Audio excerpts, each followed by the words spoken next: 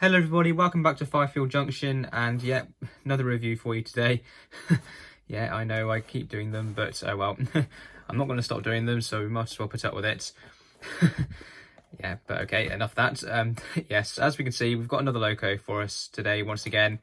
I know the last loco we looked at was similar to this, in that, well, yeah, it's basically another rail freight triple grey loco by Hornby. But I just love this livery so much, I just thought it'd be nice to do a review on another loco. So yeah, as we can see, we've got a Hornby Class 56 for us today. It is obviously an older version, because it's obviously because it's a super detail and it's the old style packaging and everything. But when I saw this loco, I just thought it'd be really nice to have it. It's the first 56 I have in this livery. It's the second 56 I've ever got, and I just really like the look of it, so I thought it'd be really nice to have it. Now, yes, it's in the rail freight triple grey livery, as I've already mentioned, but it's in a slightly different sectorization.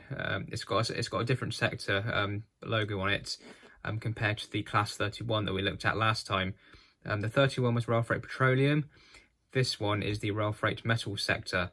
They do look, the two logos do look very similar in that they're obviously both sort of blue and yellow, but the pattern is slightly different in that this just has more sort of the arrows, and the petroleum sector is more sort of wavy lines in a way. I hope that makes sense, but I know what I mean anyway. So yeah, it's a slightly different sectorization livery, so that's quite nice. At least it's not exactly the same, there is a slight difference to it.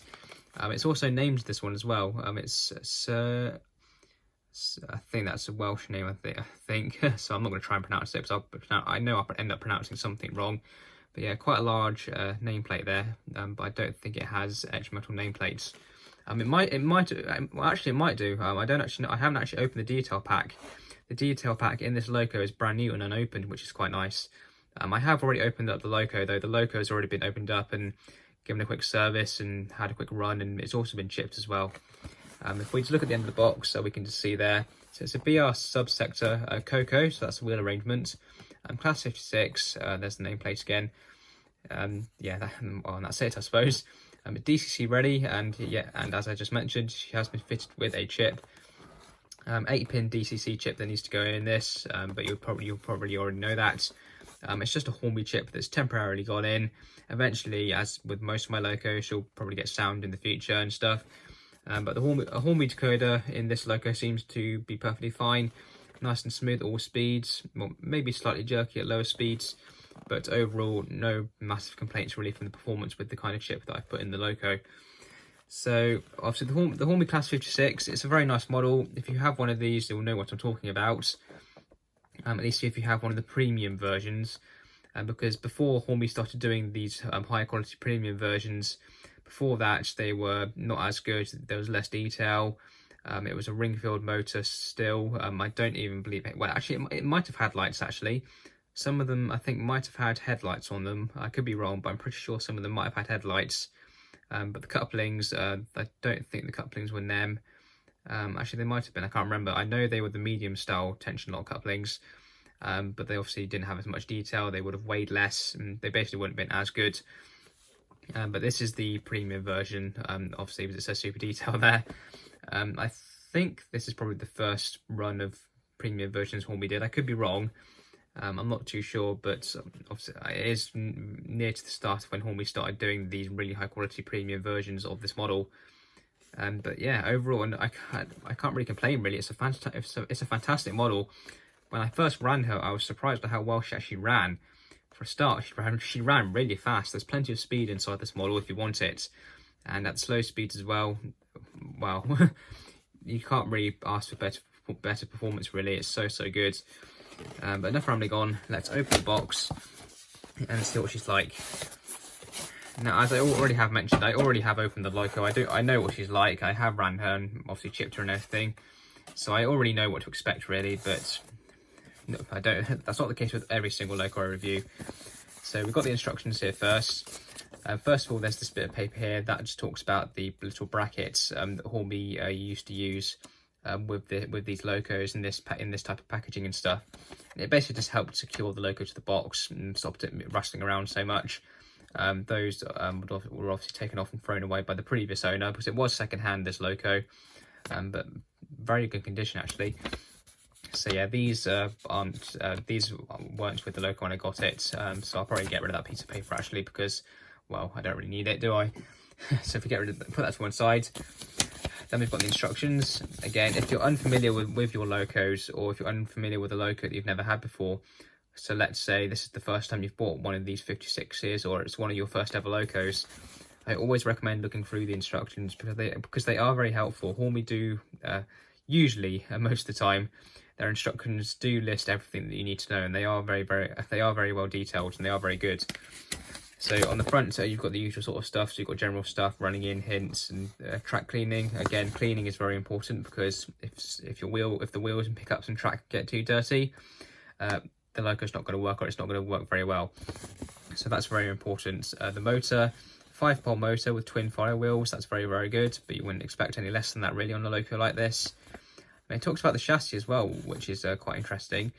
So the locomotive chassis may from time to time pick up fluff. I see, I remember this now. So yeah, it basically talks about how maybe if you're running this loco on the carpet, which I really highly recommend you don't do. I always recommend running it on some sort of hard surface or a proper baseboard or something, because as it mentions in this section, if you run it on the carpet, or just, well, I suppose anyway, just generally over time, bits of fabric and fluff and stuff can get picked up by the loco, and that can affect the performance as well. So that, again, that's very important. It talks about lubrication as well. Again, tiny bits of oil are needed when you service these. I didn't need to apply any oil to it when I got it, because there's plenty of oil and lubricants inside the mechanism when I checked that. So we shouldn't need to worry about lubricating the model for a very long time, because I think there was more than enough in there. As a matter of fact, when I was just giving the loco once over when I first got it, when I pressed down on the bottom of the bogie slightly, the oil was sort of oozing out of the gap between the bottom of the bogie frame and the actual bogie block section. So yeah, I think there's plenty of oil inside the mechanism, so shouldn't need to worry about lubricating it anytime soon. But inside, yeah, it's talked about more about where to apply the oil. So you've got the on the axles there. Also, just apply a little bit to the worm gears as well, and that's literally all you need to do. Nice and simple, and that should keep the loco going. Depending how much you run it, that should keep the loco running nicely for a very long time. It talks about, so we've got the details there, and again, I've got the full detail bag, which is quite nice. I don't usually get a detail bag with a second-hand loco, and this lot not with most of the ones I've purchased. And it's a brand new unopened detail bag as well, so we can have a nice detailed look at it. A body removal, yeah, 4 screws, so that's the typical thing there, nice and easy to remove the body. And then it's also got a bit about the DCC socket. So yeah, it's a nice 8-pin DCC socket, so nice and easy to put a chip in if you want to, which I have done. I've got the DCC jacket there. I recommend you don't use these to insulate chips. I'm not sure how much I've talked about these in past reviews, but it's basically Hornby did this with almost every single loco like this from around this time. They would always include a DCC jacket, and it was basically, if you did chip it, you'd basically put the chip inside this DCC jacket to insulate it and protect it from shorting out and getting damaged and stuff. But I really recommend you don't need these, because one of the things that Hornby talk about with chips is don't let them overheat, and wrapping them in these is going to make them overheat, especially if you run the loco for a long time. The chip does get quite, well, to us, it gets quite hot very quickly. Even just after a few minutes of running in, the DCC chips can get very hot.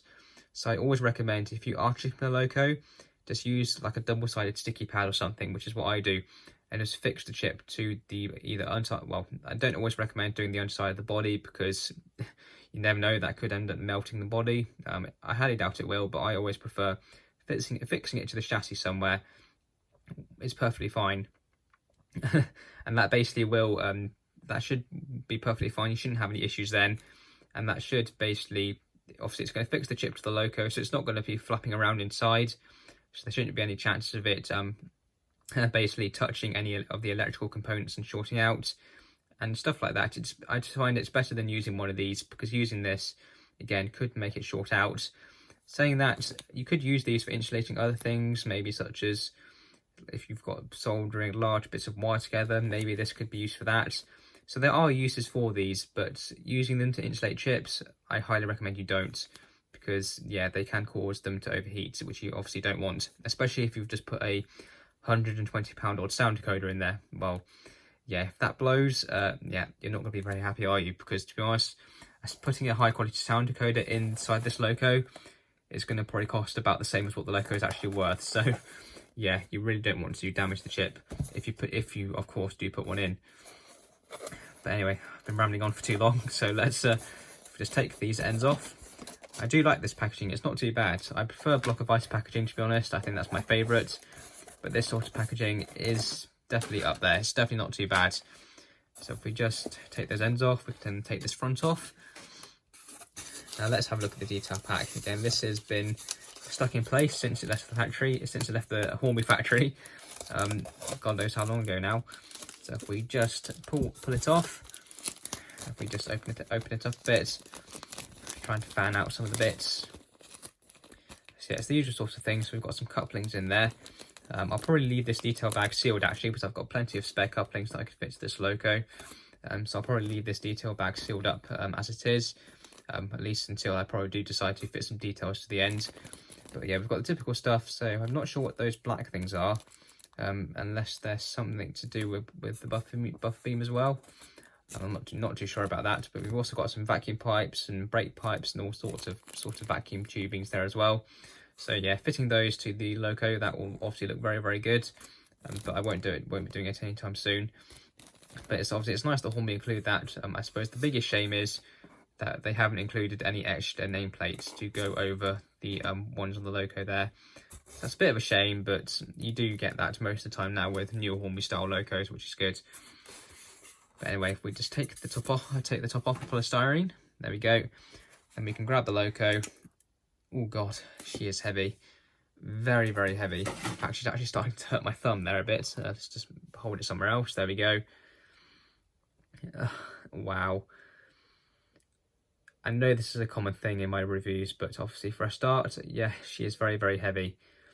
But the detail,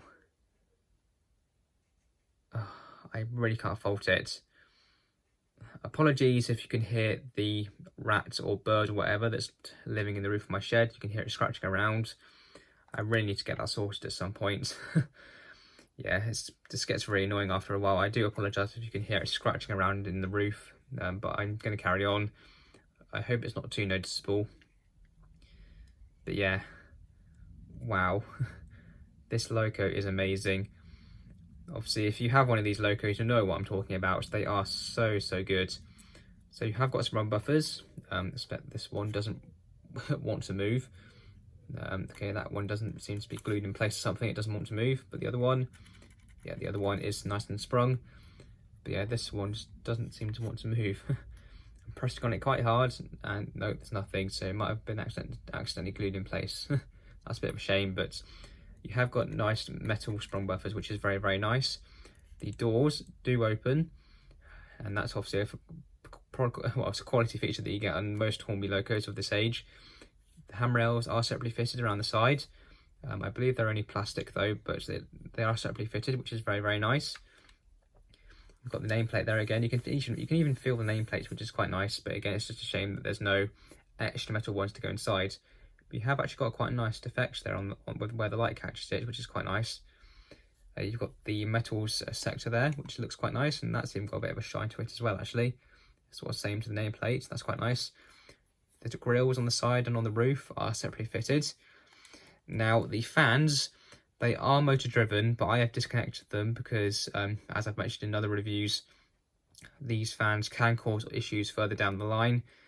They weren't actually causing any issues on this loco. In fact, they were running very, very nicely on this loco. But I still just decided to disconnect them because I just wanted to decrease the strain. I wanted to decrease the strain on the motor because yes, the mechanism with the fans that Hornby used to include in these locos, whilst it did work nicely and it did look good, it could cause issues. Not all the time, but it could. And obviously, having those working fans, it did put strain on the motor. You've obviously got to think, well, you've got the motor in the centre, that it's obviously got to put up with the strain of moving the loco, it's got to put up with the strain of driving the fans, and then it's also got to put up with, obviously, the strain of the however long rake of wagons you want to put behind it. So that's a lot of strain that motor's got to put up with, and it will decrease the life of it and affect the performance. So I do always disconnect the fans. You don't have to if you don't want to, but I always do, because I find it does help the performance ever so slightly, and it does make the loco last longer. Again, God, this rat or whatever that's in the roof is getting quite annoying now. But again, I'm going to continue because we're nearly there. So yeah, the bogie detail is not too bad. The bogie frames on these models are just clipped on. As you can see, there's some clips on the side there. So if you wanted to take them off, they should just pull off quite easily. Obviously, that's easy if you want to either weather the loco or perform maintenance to the wheels. It's quite easy to get access to them if you want to. You just want to be careful that you don't actually damage the bogie frames. The fuel tank detail is actually quite nice. We've got some separately fitted pipes and wires around the side, which is quite nice, and they look very, very good. We've also got the sanding pipes as well. A couple of them are missing. One of them was actually causing the loco to catch on points and stuff, so I had to take one of them off anyway because it was already badly damaged. And then another one just sort of fell off at some point. So yeah, there's a couple bits of detail missing, but I'd say for the loco's age, that's not too bad, because this model is probably 10 to 15 years old or so. But overall, I can't really complain about it really. Again, you've got more sprung buffers at the ends. The lights do work in both directions. You've got nice loco mounted couplings, which actually these work quite well. Actually, they feel a bit more reliable than the ones in the Class 60s, which can cause issues. There's no driver in the cab ends, but if you wanted to fit one, you probably could. It shouldn't be too hard. You've even got some engine room detail there, which is quite nice, just like the Class 60s. So that's quite a nice feature. Again, the roof, apart from the separately fitted grills here, there's not massive detail on the roof, but overall it's not too bad. You've got some nice grille detail and everything on the roof, and some of the exhaust as well. So overall, it's not too bad. It's definitely a very nice model. Obviously, today's Hornby Class 56s, they're probably slightly better. Obviously, they are more expensive. But if you want one of these models from that are around this age, I highly recommend you do. For a start, they're a much better price, and the quality usually is very, very good. So if you do want one of these, I highly recommend you do, because they are fantastic. And it's not just the detail and the weight that is good. The performance is also fantastic. Okay, so here we are at the layout. Obviously, we're very used to seeing the layout, I'm sure. I've done plenty of videos now. I'm sure this is very, very familiar territory. But there we go. The creature in the roof seems to have stopped making a racket for the moment. I think it might be a bird actually, not a rat, because I think I heard it crawl out and fly off. Yeah, hopefully it's not doing too much damage. But yeah, going back to the loco, there we go. Quite easy to put her on. Quite a lot of wheels to get on, but yeah, there we go. Nice and easy to do. Now I need to switch the controller on. Actually, I haven't done that yet. So if we just switch it on and let it start up. It takes a little moment to start up. There we go. You can probably hear the buzzing now.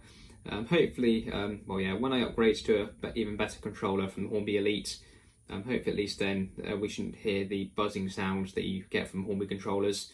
I know it's probably not as obvious on camera, but obviously in real life it can be a bit annoying, and I suppose definitely at exhibitions and stuff you don't really want to hear buzzing from a layout when stuff's running. But yeah, at some point it won't be anytime soon. But yeah, hopefully when I upgrade, it'll be a better controller, probably the NCE power cab or something, and we should get some more silent background noise when running, we'll say at least. But yeah, obviously she's on the track. She is obviously DCC. I've made her DCC by obviously fitting a chip. She is obviously a DCC ready model, so fitting a chip to this model is very, very easy. It's just undo the 4 screws, the body then just lifts off nice and easily. Just remove the blacking plate, which is at this end around this area, and then you can just fit in your 8-pin chip or 8-pin sound chip, whatever you want to do, and then just obviously secure it in place however you feel that you want to, and then just obviously put the body back on, put the 4 screws back in, and job done. 10 minutes or so, nice and easy. So if we just select her number, I've got her selected as number 72. So if we just turn her lights on, there we go, that's the tail lights on. You probably can't see those very well if I just move her down a bit. They are on, I can see them. You might be able to see this one here, but they're not incredibly obvious on camera. But if we change direction, There we go. Got some nice bright headlights there. I find the lights on Hornby locos probably are some of the best that you get actually, especially with the tail lights. I find on other locos they can be a bit dimmer, but certainly on the Hornby 56 the lights do work very nicely there. But if we just give her a bit of a wiggle, I will just show you how well this loco runs. Obviously it is a Hornby decoder, remember, so it's not going to be 100% perfect, but it is so good. So to get her go as slow as I can get her to go.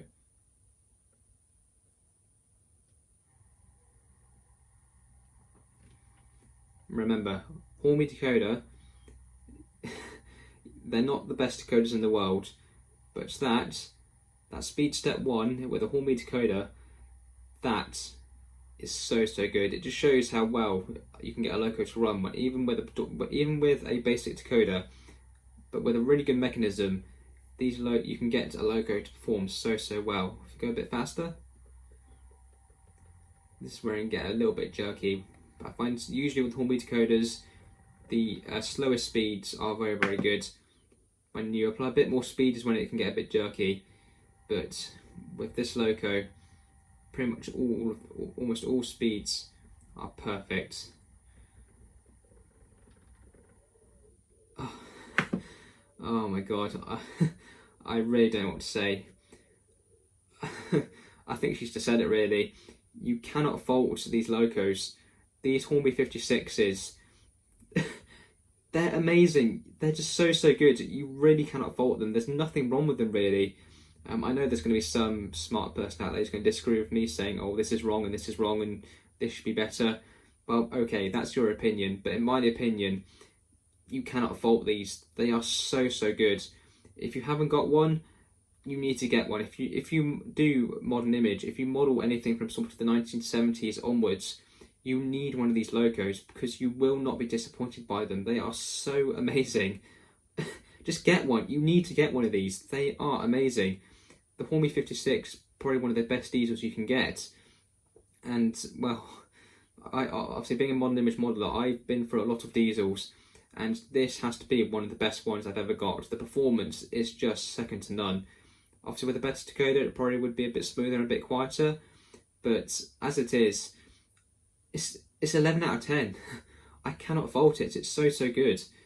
But I think what we need to do is I need to calm down for a start, and we need to get her running around the layout and see what she's like. So we'll do 50% speed and see what she can do.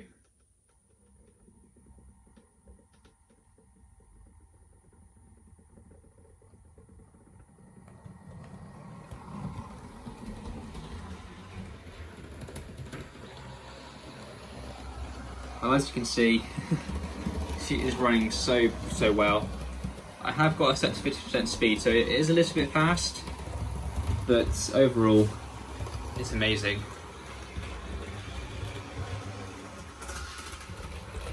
Can you just hear how smooth that is?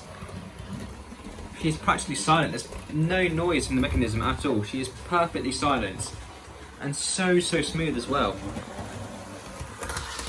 This is what I'm talking about. This is why you need one of these models. Performance is it's amazing. There's nothing wrong with it. Absolutely amazing. Obviously, if you bought one, you probably have the fans spinning as well. But obviously, I disconnected them. But I reckon even with the operating fans, the loco still runs just as well as this. I know that will obviously make you think, well, why should I disconnect them? Well, again, they can cause problems down the line. I probably could have left them as they are for the moment, but I just thought it will reduce the strain on the motor, it will make it last longer for a start as well. But yeah, this loco, it's 10 out of 10. Everything about it is just amazing. The detail, the weight, the performance, the quality, it's amazing. I know obviously I did mention that there were a couple of details that had come off, but again, this model is getting on a bit now. And obviously it has been handled by someone else before it came to me, so yeah. I don't think I need to say anything else, because I think she said it all for me. The Hornby 56 is one of those models that you just have to get. You just need to. They are fantastic.